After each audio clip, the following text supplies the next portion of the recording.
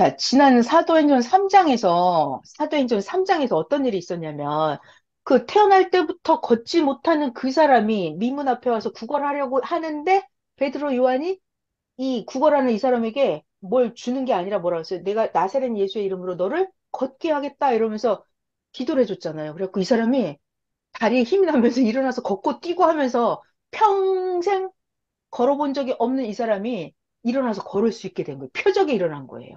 그러니까 사람들이 깜짝 놀라요. 이 웬일이야? 이렇게 했을 때 베드로가 설교를 하죠. 왜 나를 보고 놀라냐? 이 사람을 걷게 한 거는 내가 아니라 나사렛 예수님의 그분을 내가 믿음으로 예수님의 능력으로 이 사람을 걷게 했다. 그러면서 베드로가 뭐 했어요, 그때? 예수님에 대한 설교를 하잖아요.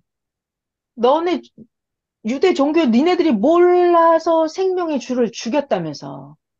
근데 예수님이 다시 살아났다면서, 부활했다면서 베드로가 마구마구 이런 설교를 하고 다녀요. 예수님을 믿어야 산다고. 예수님은 구원자였고 하나님이 보낸 메시아였다고 이거 베드로가 막 설교를 합니다. 설교를 하고 베드로 요한이 막 예수님을 가르치기를 끊임없이 하는 거예요. 그러면 구시대 종교 유대 제사장, 서기관, 사두개파 이런 사람들이 베드로 요한이 막 예수님을 전도하고 다니면 좋아해요, 싫어해요?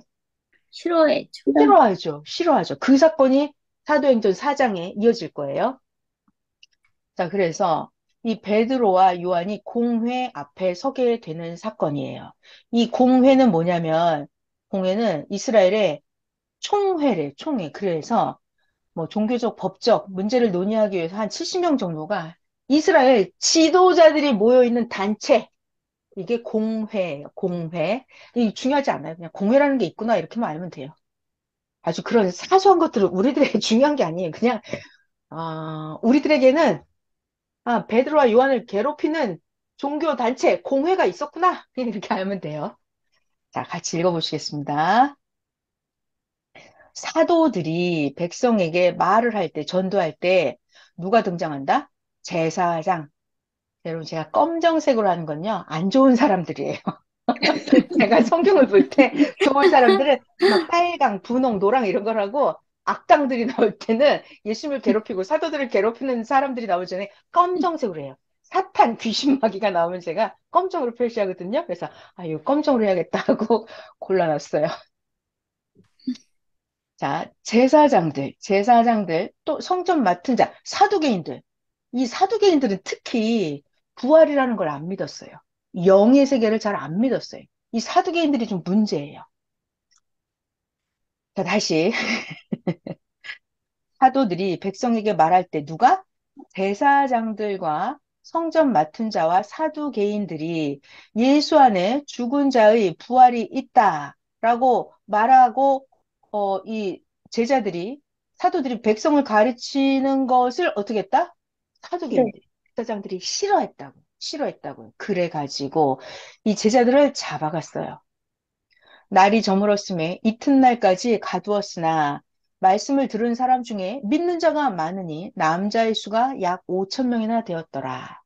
그래갖고 이날 누가 모였냐면 관리들, 장로들, 서기관들, 이 서기관들도요 꽤나 성경 공부했다고 하면서 이 서기관들은 자기네가 성경도 막 수정도 하고 자기네가 막 율법도 막 고치고 이런 정도의 어마어마한 막강한 권세를 가졌던 사람들이 구시대 종교 서기관들이에요.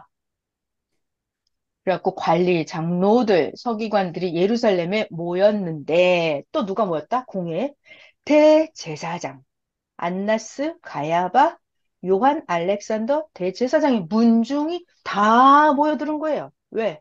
베드로와 요한을 실문하려고. 너 예수님 이름 전도하지 마! 이 얘기 하려고. 자, 그리고 나서 사도들을 가운데다 세워놓고 물어봅니다. 야, 너희, 베드로, 요한, 니네 무슨 권세와 누구의 이름으로 지금 이런 일을 행하고 다니느냐? 그랬더니 우리의 베드로가 성령이 충만하여 말합니다. 백성의 관리들과 장로들아, 만일 병자에게 행한 이 병을 고쳐준 이 착한 일에 대해서 이 사람이 어떻게 돼서 일어나 걷고 뛰고 구원을 받았느냐고 우리에게 질문한다면 너희 모든 이스라엘 백성들아, 너희는 똑바로 알아라. 지금 베드로가 또 설교를 합니다. 공회에서.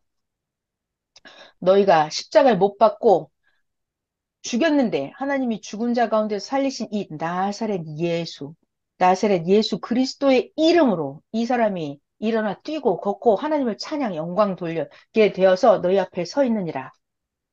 이 예수는 너희 건축자들이 버린 돌로서 집 모퉁이의 머릿돌이 되었느니라. 자, 여러분, 건축자들이 누구죠? 종교, 신앙의 건축자들이 있어요. 제사장들, 서기관들, 그들이 종교 건축가예요. 근데 그 건축가들이 예수님을 믿었어요? 안 믿었어요? 안 믿었죠. 안 믿었어. 사람을 돌로 비유를 합니다. 그래서 이 예수님은 누구다? 니네 종교 지도자들이 버린 돌로서 근데 집 모퉁이의 머릿돌이 되었느니라. 집, 그 예수님이라는 분이 니네 종교 지도자들이 안 믿고 불신하고 내버렸는데 이 예수님은 집 모퉁이의 머릿돌이다 이 얘기는 새 역사의 기초돌, 신앙의 역사를 이루는 기초돌, 초석이 반석이 되었다 이 뜻이에요. 그러니까 예수님으로 인해서 신약이 시작되는 거잖아요. 그래서 집 모퉁이의 머릿돌이 되었다. 이렇게 베드로가 지금 강력하게 예수님에 대해서 증거를 하고 있는 거예요. 자, 베드로의 설교입니다. 다른 이로서는 구원을 받을 수 없나니 천하 사람 중에 구원을 받을 만한 다른 이름을 우리에게 주신 일이 없음이라. 자, 그래가지고 이 지금 제사장들 이들이 베드로와 요한이 담대하게 말함을 보고 이 베드로 요한을 본래는 학문 없는 보통 사람인 줄 알았다가 굉장히 베드로와 요한을 이상하게 여기죠. 신기하게 여겨요. 그리고 저 베드로 요한 옛날에 예수와 함께 있었던 그 작자 아니야? 예수 따라다니던 그 사람들이네? 라고 알아보고 그리고 또 병 나은 사람이 그 베드로 요한과 함께 서 있는 것을 보고 제사장들 이들이 비난할 말이 있어요, 없어요, 지금? 비난할 말이 없죠. 비난할 말이 없는지라 말할 게 없으니까 뭐래요? 베드로 요한에게 명령합니다. 공회에서 나가라! 야, 니들 나가! 하면서 그리고 이 구시대 종교 지도자들끼리 공회에 나온 사람들끼리 의논을 합니다, 여러분. 그러니까 저는 항상 보면은 이게 반대파들이 예수님을 시대 보낸 자를 모르는 자들이 자기들끼리 모여서 의논을 해요. 자기들끼리 의논을 하더라고요. 그래서 자, 의논을 하는데 무슨 의논을 하냐면 이 사람들 이거 베드로 요한 예수의 제자라고 하는 이 사람들을 어떡하지? 저들 때문에 유명한 표적이 나타난 것이 예루살렘에 사는 모든 사람에게 알려졌으니 이거를 우리도 부인할 수가 없는지라. 이것이 민간에 더 퍼지지 못하게 베드로와 요한을 어떻게 위협하고 여러분 이게 오늘날도 현실에도 그렇죠. 막 위협합니다. 위협하여 이후에는 예수의 이름으로 아무에게도 말하지 말게 하자 하고 베드로와 요한을 불러서 경고합니다. 경고해요. 야, 니네 도대체 절대로 예수의 이름으로 말하지 말고 가르치지도 말라. 이렇게 공회에서 베드로와 요한을 협박을 합니다. 위협합니다. 상황 잘 아시겠죠? 자, 그랬는데 베드로와 요한이 대답을 합니다. 하나님 앞에서 우리가 너희들 말을 듣는 것이 하나님의 말씀을 듣는 것보다 옳으냐? 자, 여러분, 공회 의원들의 말을 들어야 돼요. 하나님 말씀을 순종해야 돼요. 하나님 말씀. 하나님 말씀을 들어야죠. 자, 그러면서 베드로 요한, 우리가 보고 들은 것을 말하지 아니할 수 없다. 베드로 요한이 뭘 보고 뭘 들었어요? 베드로 요한이 보고 들은 게 뭐예요? 예수님 말씀. 그렇죠. 예수님이 어떻게 가난한 자, 아픈 자, 참녀들을 구원했고, 예수님이 죽었는데 살아나셔서 영으로 부활해, 그걸 다 봤죠, 제자들이. 그 네. 예수가 메시아인 거를 제자들은 성령을 받아서 알았잖아요. 알았잖아요. 그거를 자기들은 시인했기 때문에 그걸 말하지 않을 수가 없다는 거예요. 자, 우리 어저께 주일 말씀이 나왔죠.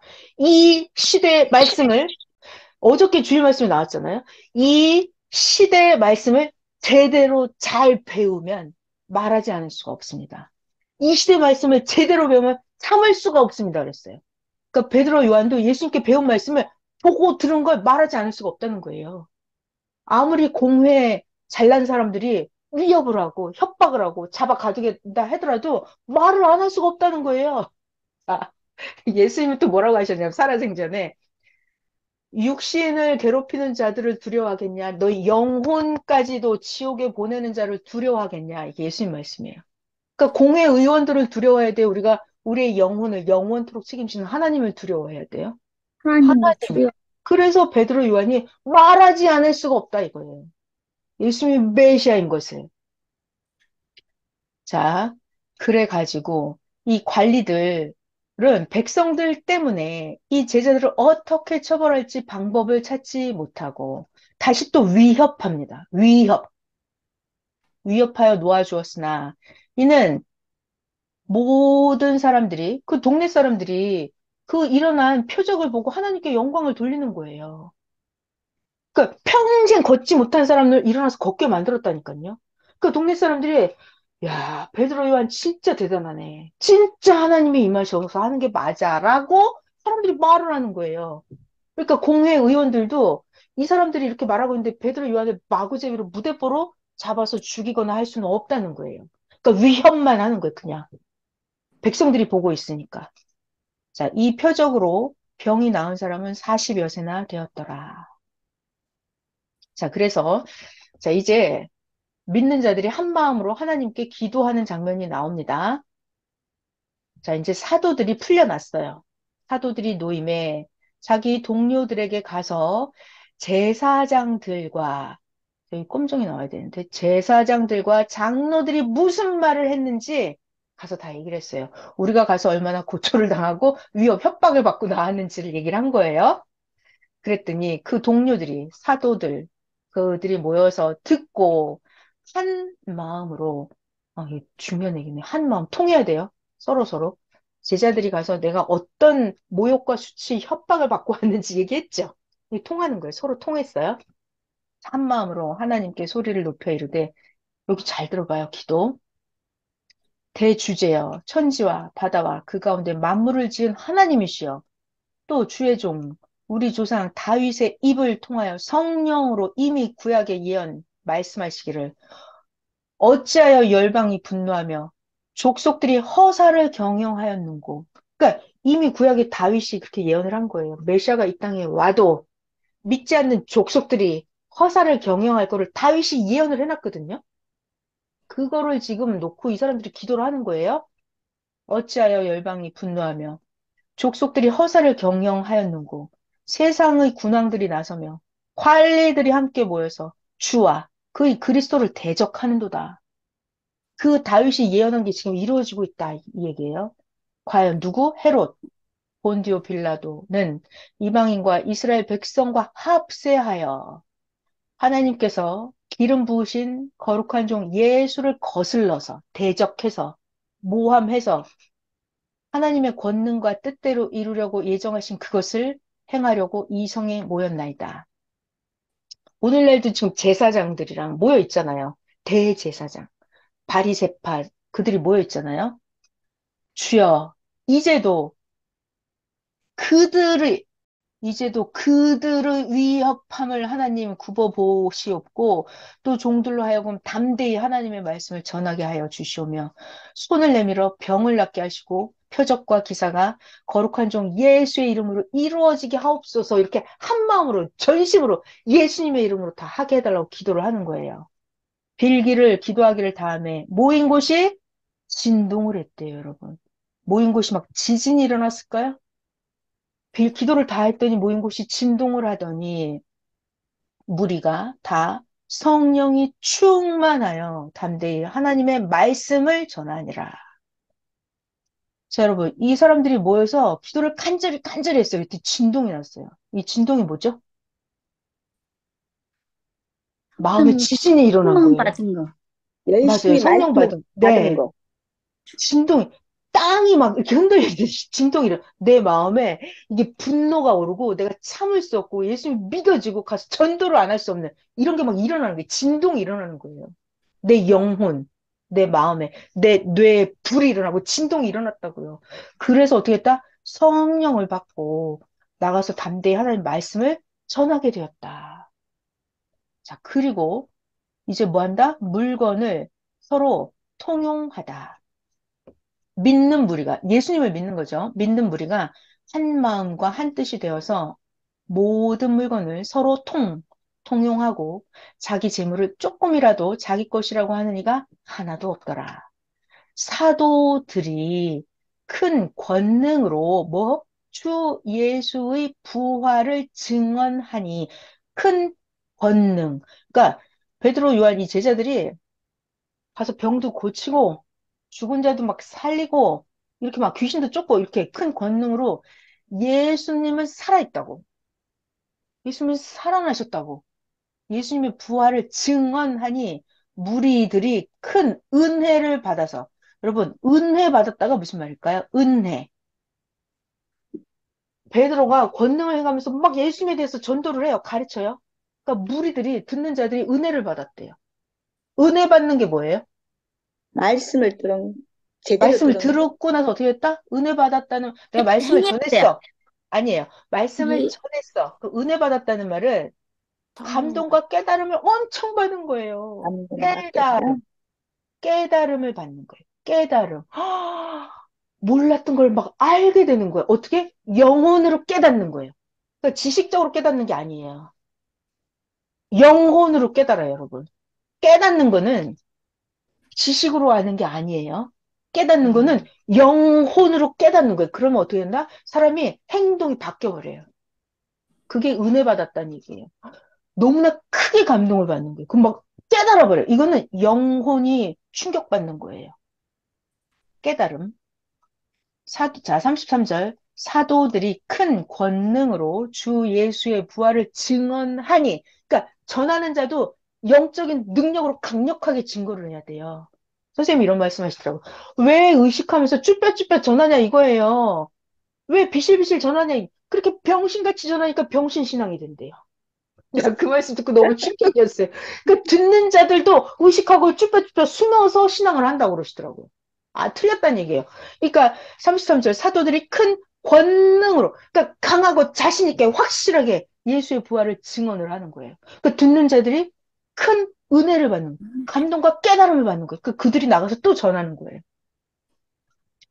자, 34절은 그래서 이렇게 사도들이 너무나 잘 전하니까 은혜를 받았죠. 그래서 그 중에 가난한 사람이 없으니, 왜?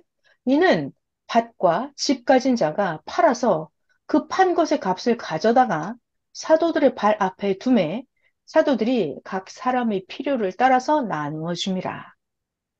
구브로에서 난 레위족 사람이 있으니 이름은 요셉이라. 사도들이 일컬어 이 요셉을 바나바라고 하는데 번역하면 위로의 아들이라는 뜻이다. 이 바나바예요. 바나바가 밭이 있었는데 밭을 팔아서 그 판 값을 가지고 사도들의 발 앞에 두니라. 그러니까 사도들이 진짜 성령을 받은 거예요. 그래갖고 큰 권능으로 예수님을 확실하게 전하는 거예요. 확실하게 복음을 전했어요. 자, 사도행전 5장으로 갈게요.